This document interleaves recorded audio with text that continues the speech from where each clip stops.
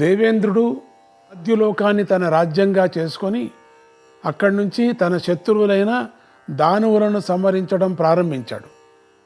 ఇక బ్రహ్మదేవుడు ఉన్నట్టుండి అంతర్ధానమైపోయి బ్రహ్మదండం అనబడేటువంటి అగ్నిదేవుడిలో నుంచి ఐంద్రాస్త్రములు, ఆగ్నేయాస్త్రములు, వాయువ్యాస్త్రములు, రౌద్రాస్త్రములు అనే పేర్లతో 4 రకాల ఆయుధాల గుంపులను సృష్టి చేసి దేవతలకు ఇచ్చాడు. ఇక దైత్య దానవ రాక్షస జాతుల్లో జీవించి ఉన్నవారు కూడా దేవతలు చేసినట్లుగానే తపస్సు యజ్ఞాలు చేసి దేవతల్లాగానే తాము కూడా ఆయుధాలను సంపాదించి కొంత సైన్యం కూడా సంపాదించి మహావీరులుగానే ఉన్నారు. కానీ వాళ్ళు తమ కామాది వికారాలను జయించలేకపోవడం వల్ల అధర్మ మార్గంలోకి వెళ్ళిపోయి దేవతల నుంచి విడిపోయి తమ రథాల మీద మందర పర్వత ప్రాంతాలకు వెళ్ళిపోయి అక్కడ విడిగా జీవించసాగారు. అక్కడ వాళ్ళు తమ సొంత పద్ధతితో తమ తపస్సు కొనసాగించుకున్నారు. కానీ శ్రీ మహావిష్ణువు అనేకసార్లు స్వయంగా పూనుకొని ఆ రాక్షస సంఘాలను వాళ్ళ చతురంగ సేనను సంహరించాడు. జనమేజయ, ఈ విధంగా సత్వగుణం గల దేవతల తపోబలం విష్ణుమూర్తి యొక్క అండతో జయోన్ముఖం కాగా ఇక తమోగుణ ప్రధానుడైన రాక్షసుల తపస్సు వారికి అనేకసార్లు పరాజయాలను, వినాశాలను తెచ్చిపెట్టింది కదా. కనుక తపస్సు చేశామంటే చాలదు. చేసే తపస్సు ధార్మిక మార్గంలో ఉందో లేదో, సాత్విక మార్గంలో ఉందో లేదో కూడా సాధకులైన వారు ఎప్పటికప్పుడు ఆత్మ పరీక్ష చేసుకుంటూ ఉండాలని దీన్ని బట్టి మనం గ్రహించాలి కదా. జనమేజయుడు అడుగుతున్నాడు, వైశంపాయన మహర్షి ఈ విధంగా దానవ జాతి పూర్తిగా మోక్షానికి దూరమైపోయి అజ్ఞానంలో మునిగి ఉంటే ఇక వారు దేవతలు కలిసి ఎలా జీవించారు, వారి జీవన విధానం ఎలా జరిగింది అని అడిగారు. విడివిడిగా ఉండిపోయారు కదా, ఇంకా వీళ్ళు ఎట్లా ఉంటారు? ఇక వీళ్ళిద్దరూ కలిసేది ఎప్పుడు? వీళ్ళిద్దరూ కలిసిన తర్వాత ఏమవుతుంది? వీళ్ళు కలుస్తారా? వైశంపాయనుడు ఇలా చెప్పాడు, జనమేజయ, నీ ప్రశ్నకు సమాధానంగా 1-2 సన్నివేశాలు చెప్తాను. కృతయుగం పూర్తి అయిపోయి త్రేతాయుగం రాబోతూ ఉండగా బ్రహ్మదేవుడు, మహర్షులు అంతా కలిసి నాస్తికుడైన వేనరాజును సంహరించి, మీరు భాగవతం వింటే ఇది తెలుస్తుంది. వేనరాజుడు అంటే భాగవతం వినకపోతే ఇది తెలియదు మనకు. అందుకైతే భాగవతం అయిన తర్వాత మనకు హరివంశం చెప్పుకోవాలంటారు. ఎవరు బాగా భాగవతం వింటారో ఈ హరివంశం మొత్తము బ్రహ్మతత్వం పూర్తిగా అర్థమైపోతుంది. ఇక ఎవరిని అడగాల్సిన పని లేదు, అర్థం అవుతుంది అనుకోవాలా. అప్పుడు ఏం చేయాలంటే భాగవతం పూర్తిగా వినాల. పరమాత్ముడి కథ వింటేనే ఇది అర్థమవుతుంది, లేకపోతే అర్థంగా. భక్తి అన్నాను కదా, జ్ఞానం. ఇది మొదట భక్తి, భాగవతం భక్తి, తర్వాత జ్ఞానం, తర్వాత ఈ భాగవతం వినకనే ఇది జ్ఞానం.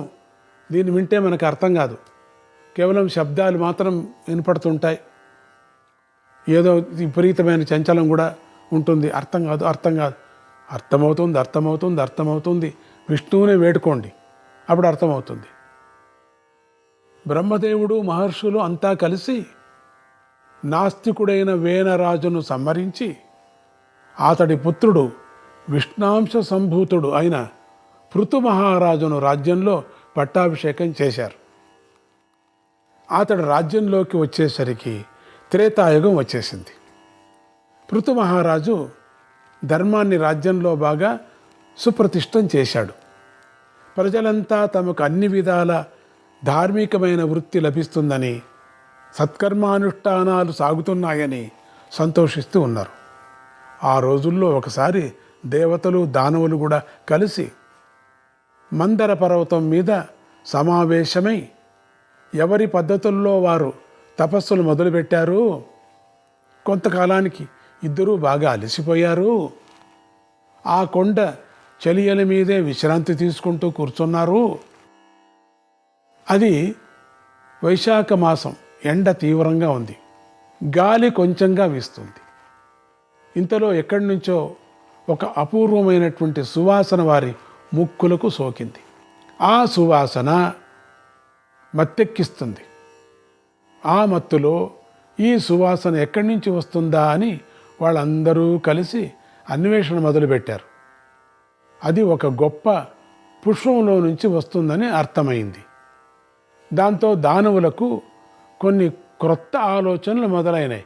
ఈ రాక్షసులకు కొత్త ఆలోచనలు వచ్చేసాయి. బుద్ధి కర్మానుసారిణి అంటే పూర్వం చేసుకున్న పాపపుణ్యాల బట్టి జీవులకు ఈ జన్మలో చెడు ఆలోచనలు, మంచి ఆలోచనలు వస్తూ ఉంటాయి కదా. ఇది సృష్టి నియమం కదా. ఆ నియమం ప్రకారమే దానవులు విచిత్రంగా ఆలోచించి చివరికి వారిలో వారు ఇలా సంప్రదించుకున్నారు. ఒక్క పుష్పంలో నుంచి వచ్చే వాసనే ఇంత గొప్పగా ఉంటే అన్ని పువ్వులు కలిపిన వాసన ఇంకెంత గొప్పగా ఉంటుంది. ఎట్లా ఉంటుంది కొంతమందికి. ఒక్క పువ్వులో వాసన ఇంత గొప్పగా ఉంటే అన్ని మూలికలు కలిపితే వచ్చే వాసన ఇంకెంత గొప్పగా ఉంటుంది. కనుక మనం ఒక పని చేద్దాం. భూమి మీద ఉన్న ఔషధాలన్నీ తెచ్చి సముద్రంలో పడేసి ఈ మందర పర్వతాన్నే కవ్వంగా చేసి ఆ సముద్రాన్ని చిలుకుదాం. మనం చేసే ఔషధాలలో సోమలత కూడా ఉంటుంది కనుక, ఇతర దివ్య ఔషధాలన్నీ కలిసి ఉంటాయి కనుక ఈ మథనంలో నుంచి ఖాయంగా అమృతం జన్మిస్తుంది. అమృతం పుట్టాక దాన్ని మనమంతా పంచుకొని అనుకున్నారు. కనుక మనం అందరం కలిసి అమృతం కోసం సముద్ర మథన ప్రయత్నం చేద్దాం. అమృతపానం చేశామంటే మన దేవతలతో సమానమైపోతాం. దీన్ని దేవతల పక్షాన ఉండే విష్ణుమూర్తి కూడా ఆపలేడు కదా. ఈ రాక్షసులకు పుట్టింది కదా. ఇలా మనం దేవతలతో సమానమైపోతే దేవతలతో కలిసి స్వర్గ సుఖాలన్నీ అనుభవించవచ్చు కదా. మనమే కాదు, మన భార్య, పిల్లలు మొదలైన పరివారం అంతా అనుభవించవచ్చు అని ఆలోచించారు. దానవులు ఇలా ఒకరితో ఒకరు మాట్లాడుకొని ముందు ఈ మందర పర్వత శిఖరాన్ని పీకి సముద్రంలో పడేద్దాం అని ఆలోచించి ఆ శిఖరాన్ని పీకడం కోసం అటు ఇటు పరుగులు తీసి మోకాళ్ళు మోటించి చేతులతో బిగించి రకరకాల ప్రయత్నాలు చేశారు. అన్ని ప్రయత్నాలు చేసిన ఆ పర్వతం అణువంత కూడా కదలలేదు. చివరికి దానవులంతా నీరసంతో వ్రేళ్లాడి కూలబడ్డారు. కానీ అప్పటికే వారు కొత్తగా తపస్సు చేసి ఉన్నారు కనుక వారి బుద్ధి కొంచెం సవ్యంగా పనిచేసి బ్రహ్మదేవుణ్ణి శరణు వేడారు. కొంచెం మంచి బుద్ధి ఉంది. అప్పుడప్పుడే లేచారు పూజ నుంచి. అప్పుడే పూజ నుంచి లేచిన వాడికి బుద్ధి బాగుంటుంది కదా. నాయనలారా, మీ దానవ జాతి వారు ఒక్కరూ ఊనుకుంటే ఈ పని కాదు. చాలా పెద్ద పని. అమృతం అనేది అట్లా పుట్టదు. మీతో కాదది. ఈ మందర పర్వతం మహామహిమ గలది. దీన్ని కదిలించడం మీరు అనుకున్నంత సులభం కాదు కదా. ఆదిత్యులు, వసువులు, రుద్రులు, మరుత్తులు, యక్షులు, గంధర్వులు, కిన్నరులు మొదలైన దేవతాగణాలు, అలాగే దానవ రాక్షసాది అసుర గణాలు మొత్తం అందరూ కలిసి ప్రయత్నిస్తే కానీ ఈ పర్వతాన్ని ఎత్తలేరు. ఇలా మీరంతా కలిసి ఈ పర్వతాన్ని పెకిలించి సముద్రంలో పెట్టగలిగితే అప్పుడు హిమాలయ పర్వతంలో ఉన్నటువంటి దివ్య ఔషధాలన్నీ మీకు దర్శనమిస్తాయి. అప్పుడు కూడా మీరంతా కలిసి వెళితే ఆ ఔషధాలన్నీ మీ చేతిలోకి వస్తాయి. అందరూ కలిసి వెళ్ళాల, కలిసి పని చేయాల. అన్నదమ్ముళ్ళు ఇద్దరూ కలిసి పనిచేయాల. రాక్షసాంశంతో ఉండిన వాళ్ళు మీరు కాక దైవగుణంతో ఉండిన వాళ్ళు కూడా కలుసుకోవాలా. వాళ్ళకు మీకెంత శక్తి ఉందో అంతకన్నా శక్తి వాళ్ళకు ఉంది కదా. ఇద్దరూ చేరుకుంటే మాత్రమే అమృతం పుడుతుంది. ఆ తర్వాత మళ్ళీ మీరంతా కలిసి లవణ సముద్ర మథనం చేస్తే మీరు కోరుకున్న అమృతం జన్మిస్తుంది. కనుక అందరూ కలిసి ఎత్తుకోవటం ఒకటి, లవణ సముద్రంలో పెట్టి కలపటం ఒకటి, ఇవన్నీ చేయాలి. అందరూ కలిసికట్టుగా ప్రయత్నం చేసుకోండి అన్నాడు బ్రహ్మదేవుడు, లేకపోతే మీకు అమృతం దొరకదని. ఆ మాటలు విన్న దానవులు గత్యంతరం లేక దేవతల దగ్గరికి వెళ్ళి వారితో సంధి చేసుకొని పుట్టినటువంటి అమృతాన్ని అందరూ సమానంగా పంచుకునేటట్లు ఒప్పందం చేసుకొని అందరూ కలిసి మందర పర్వతాన్ని పెకలించటానికి ప్రయత్నించారు. ఇద్దరు చేరుకున్నారు, ఏదో ఒక ఒప్పందానికి వచ్చారు. ఇలా దేవదానవ జాతులు ఇద్దరూ కలిసి ప్రయత్నించేసరికి మందర పర్వతం సులభంగానే పైకి లేచింది. వారందరూ కలిసి దాన్ని సముద్రంలో నిలబెట్టి దానికి వాసుకి మహాసర్పాన్ని కవ్వపు త్రాడుగా చేసి హిమాలయ పర్వతం నుంచి ఔషధాలను తెచ్చి సముద్రంలో పడవేసి వేలకు వేల సంవత్సరాలు మథనం చేశారు.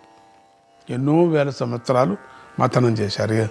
ఒక 10 రోజుల్లో పుట్టలేదు, 10 ఏళ్లలో పుట్టలేదు, వేల సంవత్సరాలు అలా మథనం చేయగా ఆ మథనంలో నుంచి ముందుగా ధన్వంతరి దేవుడు, మద్యము లక్ష్మీదేవి, కౌస్తుభమణి, చంద్రుడు, ఉచ్చేశ్వరవశము అనేటువంటి గుర్రము ఉద్భవించి చిట్ట చివరిగా వారందరూ కోరుకున్నటువంటి అమృతం కూడా జన్మించింది. అమృతాన్ని చూసేసరికి రాక్షసులకు దుర్బుద్ధి పుట్టి అమృత కలశాన్ని పట్టుకొని పారిపోసాగారు. వాళ్ళు లాక్కున్నారు. అది గమనించిన దేవతలు వారిని అడ్డగించి వారితో కలబడ్డారు.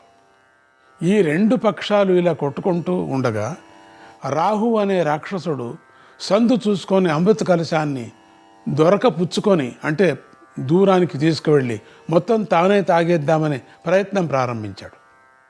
ఇది దేవతల కంట పడ్డది. వాళ్ళ అమృతాన్ని దానవులు కాకుండా దేవతలు కాకుండా రాహు ఒక్కడే తాగేస్తున్నాడని గోలగోలగా అరిచారు. అది విని శ్రీహరి తన చక్రాయుధంతో రాహు కంఠం నరికేశాడు. ఈలోగా పితృగణాలు మునిగణాలు జాగ్రత్తపడి ఆ అమృత కలశాన్ని లాగేసుకున్నారు.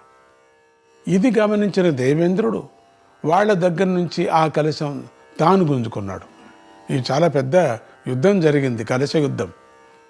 ఈ సన్నివేశాలను గమనిస్తున్నటువంటి బ్రహ్మదేవుడు పృథివీ దేవత చెవిలో ఏదో చెప్పాడు. దాని ప్రకారం ఆవిడ దేవేంద్రుడి దగ్గరికి వెళ్ళి ఒడుపుగా అమృత కలశాన్ని లాక్కొని బ్రహ్మదేవుడి దగ్గరికి వెళ్ళిపోయింది. ఇది జరిగిన సంగతి. జనమేజయ, రాక్షస జాతుల వారు ఆలోచనలో ఉండే వక్ర గుణం వల్ల దేవదానవుల సహజ జీవనం అదేవిధంగా అనేకసార్లు భంగనమైంది. శ్రోత అయిన జనమేజయుడు వైశంపాయనుడి కథా ప్రవాహాన్ని కొంచెం ఆపి, మహర్షి, ఇలా దేవదానవుల సఖ్యం అంటే వాళ్ళ స్నేహం చెడిపోయాక దేవతలు ఏం చేశారు, దానవులు ఏం చేశారు అని అడిగాడు. వైశంపాయనుడు ఇలా చెప్పాడు, రాజా, దానవులు తమ పరాక్రమం పెంచుకొని మళ్ళీ రాజ్యం సంపాదిద్దామనే ప్రయత్నంలో పడ్డారు. దేవతలేమో తపస్సు చేద్దామనే ప్రయత్నంలో పడ్డారు అని బదులు చెప్పాడు. చూడండి, రాక్షసులు ఏమన్నా కానీ వాళ్ళని నరికైనా కానీ రాజ్యం సంపాదన చేసుకోవాలి. దేవతలంతా లేదు, మనకెందుకు, హాయిగా తపస్సు చేస్తామని తపస్సు చేసుకోవటానికి ప్రయత్నించారు. జనమేజయుడు, మహర్షి, అలా అయితే హిరణ్యకశిపు వంశంలో పుట్టిన బలిచక్రవర్తి ప్రయాగ క్షేత్రంలో గొప్ప యజ్ఞం చేసి కోరిన వారికి కోరిందెల్లా దానం చేశాడని విన్నాను. అది ఎలా సంభవించింది అని అడిగాడు. వైశంపాయనుడు తన కథనాన్ని ఇలా కొనసాగించాడు. జనమేజయ, దేవదానవుల సఖ్యభంగానికి బలిరాజ్య కథ కూడా ఒక ఉదాహరణగా పనికొస్తుంది. రాక్షస వంశంలో పుట్టిన బలిచక్రవర్తి ధర్మాత్ముడే జీవించాడు. కానీ తన పరాక్రమ విశేషం చేత దేవరాజ్యాన్ని మాత్రం సంపాదించేశాడు. అలా దేవరాజ్యాన్ని సంపాదించిన బలిచక్రవర్తి తన ధర్మ ప్రవృత్తిని మానుకోలేదు. అతడు బ్రహ్మక్షేత్రమైన ప్రయాగాలో పరమ పవిత్రమైన గంగా యమునల మధ్య ప్రదేశంలో రాజసూ యాగాన్ని చాలా వైభవంగా నిర్వహించాడు. రాక్షస గురువైన శుక్రాచార్యుడు స్వయంగా ఆధ్వర్యుడిగా ఉండి తన పుత్రగణంతో కలిసి ఈ యజ్ఞాన్ని శాస్త్రీయంగా నడిపించాడు. ఈ మహాయజ్ఞానికి అటు దానవ జాతి వారితో పాటు ఇటు వేద విద్వాంసులు, యోగులు, యతీశ్వరులు, వాలకిల్యాది మహామునులు మొదలైన మహానుభావులు అనేక మంది విచ్చేసి సంతోషంతో పాలు పంచుకున్నారు. అటువంటి యజ్ఞం అన్నమాట. ఇలా యజ్ఞం జరుగుతూ ఉండగా బలిచక్రవర్తికి ధర్మావేశం పెరిగి ఈ యజ్ఞంలో ఎవరు ఏమి కోరుకుంటే అది దానం చేస్తాను అని ప్రతిజ్ఞ చేశాడు. ఈ సందు చూసుకొని విష్ణుమూర్తి వామన రూపంలో అక్కడికి వచ్చి 3 అడుగుల భూమిని దానంగా అడిగాడు. బలిచక్రవర్తి దానం చేసేశాడు. వెంటనే మరుగుజ్జు రూపంలో ఉన్నటువంటి విష్ణుమూర్తి కాస్త విరాట్ రూపంగా పెరిగిపోయి తన 2 పాదాలను భూమిని స్వర్గలోకాన్ని కూడా ఆక్రమించేశాడు. దాంతో దానవ జాతి వారికి ఉండటానికి చోట్లేక తమ ఆయుధాలన్నీ వెంటబెట్టుకొని బలిచక్రవర్తితో కలిసి పాతాళలోకానికి తరలిపోయారు. పాతాళానికి తొక్కేశాడు. ఆ తరువాత కొంతకాలానికి దేవేంద్రుడు, విష్ణుదేవుడు కలిసి బలిచక్రవర్తిని మళ్ళీ భూలోకానికి తెచ్చి త్రిలోకాధిపతిగా పట్టాభిషేకం చేశారు. దానికి కృతజ్ఞతగా బలిచక్రవర్తి దేవతలందరినీ పితృదేవతలుగా మార్చేసి వారికి స్వాహాకారాలతో కాకుండా స్వాదాకారాలతో హవిస్సులు అందేటట్లు చేశాడు. ముందుగా మనం మాట్లాడుకున్నాం పితృదేవతలు ఎవరు అని. మీరు వినింటే మీకు తెలుస్తుంది. ఇంతలో బ్రహ్మదేవుడు దేవేంద్రుణ్ణి విడిగా పిలిచి తనకు భూదేవి ద్వారా సంక్రమించిన అమృత కలశాన్ని దేవేంద్రుడికి ఇచ్చేశాడు. దాంతోపాటు తన చేతిలో ఉన్న ఒక దివ్య శంఖాన్ని కూడా దేవేంద్రుడికి బహుమతి ఇచ్చాడు. ఈ రెండింటి ప్రభావం వల్ల దేవేంద్రుడి శక్తి పెరిగిపోయింది.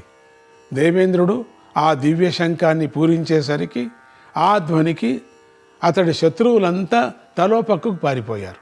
దేవతలంతా కూడా ఆయన చుట్టూ చేరారు. దేవరాజ్యం మళ్ళీ దేవేంద్రుడికే దక్కింది. దానికి ముల్లోకాలు సంతోషించాయి. జనమేజయ, ఈ విధంగా దేవదానవుల సఖ్య వైరాలు రకరకాల మలుపులు తిరిగాయి. జనమేజయ, ఇక హరిహరుల అభేదాన్ని మరొక పద్ధతిలో ప్రతిపాదించే దక్షయజ్ఞ సన్నివేశాన్ని వివరిస్తాను విను. ప్రచేతసుడి వంశంలో పుట్టినటువంటి దక్ష ప్రజాపతి గొప్ప విష్ణు భక్తుడే కానీ ఆత్మతత్వవేత్త కాదు. అందువల్ల అతను ఎన్ని యజ్ఞాలు చేసినా అతడి శివద్వేషం పోలేదు. మాట్లాడుకున్నాం శివద్వేషం ఎందుకు వచ్చింది, ఇప్పుడు చెప్పాల్సిన పని లేదు. అటువంటి దశలోనే అతడు ఒక అశ్వమేధ యాగం ప్రారంభించాడు. వేద సూత్రాల ప్రకారం ఆ యజ్ఞంలో కొన్ని ఆహుతులను రుద్రదేవుడికి కూడా ఇవ్వవలసి ఉంది. కానీ ద్వేషభావపూరితమై ఉండే దక్షుడు ఆ రుద్రాహుతులను ఇవ్వకుండానే యజ్ఞాన్ని ముందుకు నడిపించేశాడు. శివుడికి ఇవ్వలేదు, ఆహుతులు ఇవ్వలేదు, పరమాత్ముడికి నైవేద్యం పెట్టలేదు. దానికి ఆగ్రహించిన రుద్రదేవుడు నందీశ్వరాది ప్రమథగణాలతో కలిసి వచ్చి ఆ యజ్ఞాన్ని ఒక పశువుగా భావించి ఆ పశువును సంహరించటానికి పూనుకున్నాడు. ఈ మధ్యలో అమ్మవారు రావటం ఇదంతా ఉంది. ఇవన్నీ మనకిప్పుడు అక్కర్లేదు. రుద్రదేవుడు ఇలా కోపోద్రిక్తుడయ్యేసరికి రుద్రగణాలలో ఉండే ఘోరాకారులైన వీరులంతా రెచ్చిపోయి ఆ యజ్ఞశాలను, యజ్ఞ పరికరాలంతా ఉన్నాయి, యజ్ఞ ద్రవ్యాలను చిన్నా భిన్నం చేసేశారు. ఈ గందరగోళానికి నందీశ్వరుడు స్వయంగా నాయకత్వం వహించాడు. నారాయణ నారాయణ, హరే కృష్ణ.